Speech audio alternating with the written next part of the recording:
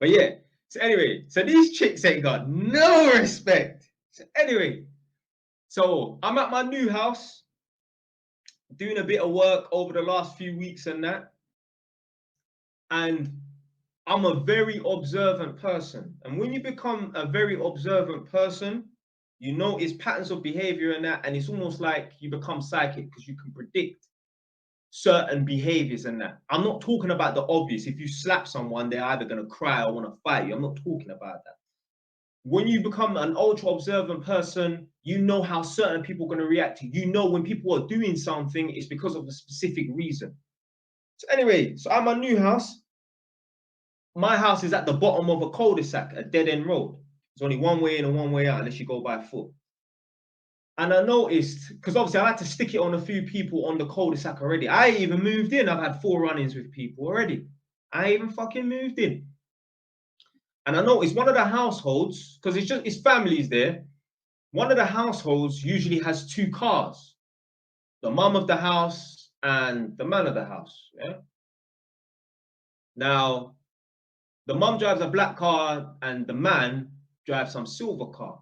But over the last month, I ain't seen this silver car. So I thought, oh, like I noticed things like that. I'm like, oh, you know, where's my man?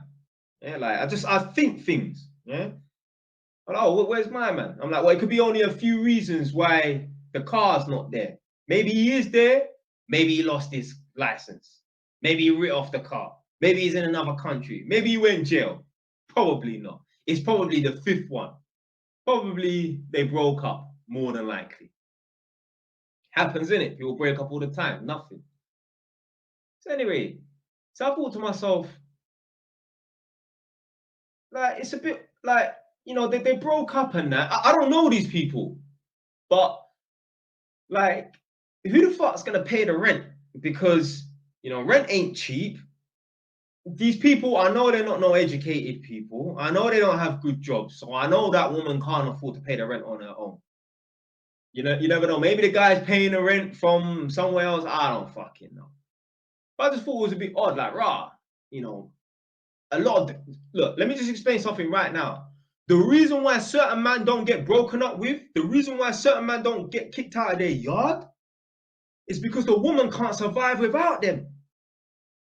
And he can't survive without her. So certain couples, they have to stick together. But this is when, and this is why people end up sleeping in separate rooms, or the man sleeps downstairs, or the woman sleeps downstairs, or they got separate beds and that. Because the relationship, the dynamics are broken down. There's no sexual tension no more, but they need to cohabitate. Yeah, if you cohabitate, it's because they can't survive without each other. So certain people, you live in the same house, but you're not together. You're together, but you're not together. So I was thinking, oh, I wonder how the rent's getting paid. So anyway, boom. So, like I said, 30 days gone by, innit? I noticed the car's not been there, innit? So I'm like, they're probably on a breakup, you know, things happen and that's cool. So anyway, so today, about 10 minutes before I was leaving,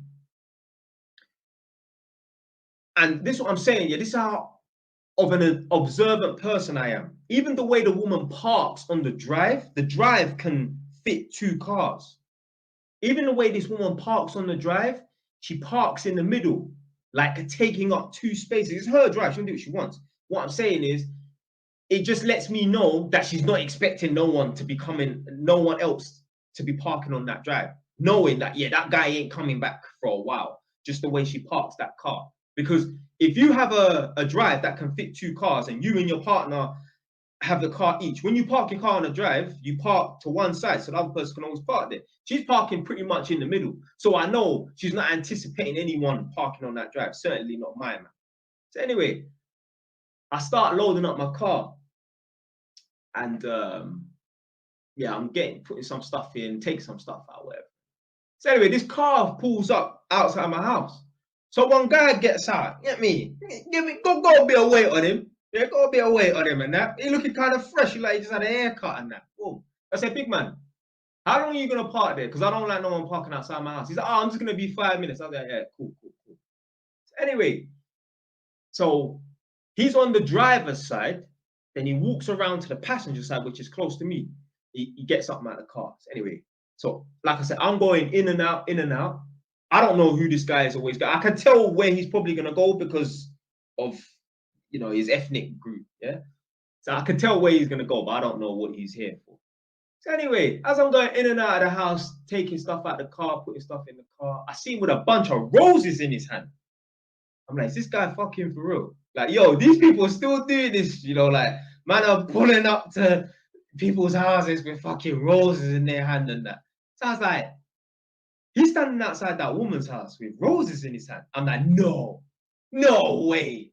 No way is this guy taking this woman out on a date. Do you know what, yeah? It's not that she's going out on a date. That's cool.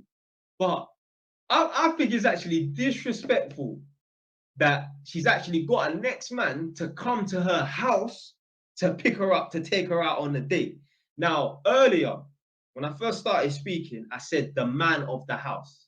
But I referred to the woman as the mum of the house because there's children. Remember before I told one of the parents, when I move in, there's gonna be some fucking changes around it because the little kids are playing football outside, isn't it? So I know she's the mum, but I assume that the guy is the dad. But now thinking about it, the guy is the dad because I remember there was one mixed race woman that went to that house to take the little boy to have a little party or something like that. So if he wasn't the dad and he was just the woman's boyfriend, well, why the fuck's the mixed race woman asking him? She would ask the woman for permission to take the little boy. So I'm saying, I read into things like that. So anyway, so I would say that that's probably the dad of the house. And I was thinking, that's very disrespectful, Like, yo, if a woman wants to go out on a date, even a month after a breakup, because women will go out on dates with no intentions of opening up, yeah, just to take her mind off a guy. That's cool. But you make the man pick you up around the corner. Remember, this woman drives. She could have easily have just drove 2 seconds around the corner and said, meet me here.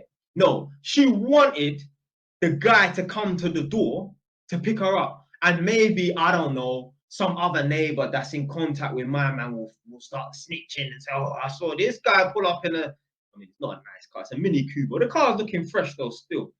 Fresh red Mini Cooper, and not that I would buy a Mini Cooper, but it's better than my car, Yeah, this guy came in a Mini Cooper, was looking suited and booted, fresh haircut, looks like he'll whoop your ass and that. Yeah, that new guy would have smacked up the existing, the previous guy for real. He would have beat him up still.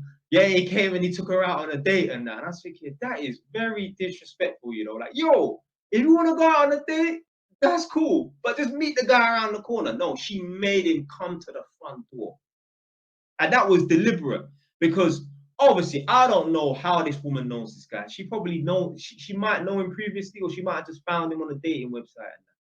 But he still don't need to know where you fucking live. She done that deliberately. No fucking respect, boy.